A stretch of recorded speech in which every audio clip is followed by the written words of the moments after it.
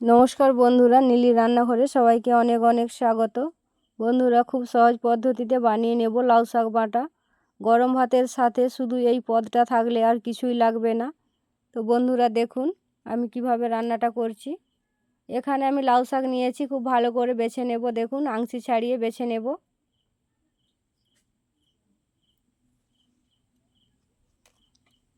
হাত দিয়ে আমি ছোট ছোট করে ছিঁড়ে নেব।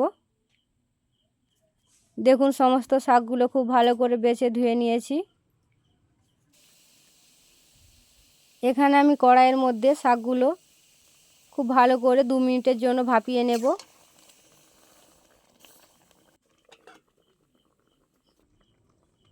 দু মিনিট হয়ে গেছে, দেখুন খুব ভালো করে ভাপিয়ে নিয়েছি।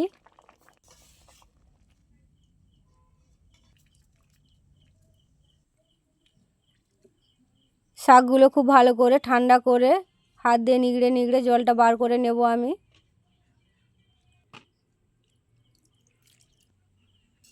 এখানে একটা কড়াইয়ের মধ্যে পরিমাণ মতো জিরে, কালো জিরে ভেজে নেব।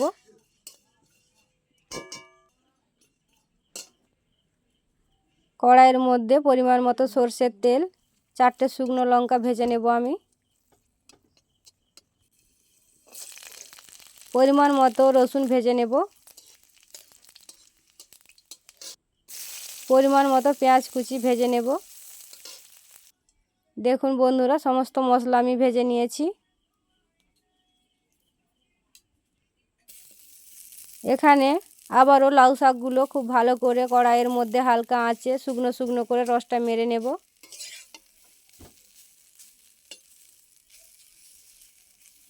খুব ভালো করে শুকনো শুকনো করে রস মেরে নিয়েছি।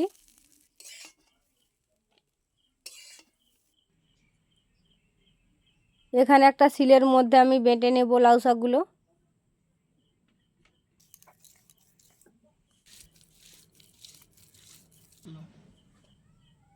একই সাথে 2টো শুকনো লঙ্কা ভেজে রেখেছিলাম বেটে নেব। গোটা জিরে, কালো জিরে বেটে নেব। পরিমাণ মতো রসুন বেটে নেব। একসাথে খুব ভালো করে আমি বেটে নিয়েছি।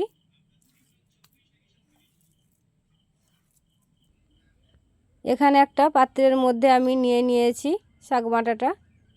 একই সাথে রসুন ভাজা, পেঁয়াজ ভাজা,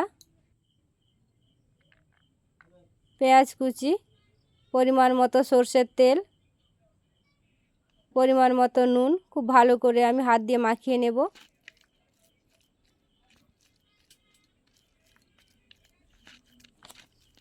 দেখুন খুব ভালো করে হাত দিয়ে আমি মাখিয়ে নেব।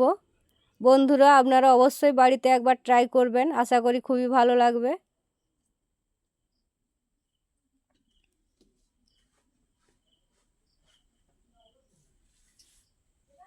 অল্প সরষের তেল ছড়িয়ে নেব উপরে। বন্ধুরা আজকের রেসিপি আপনাদের কেমন লেগেছে অবশ্যই লাইক, কমেন্ট, শেয়ার করবেন এবং আমার পাশে থাকবেন।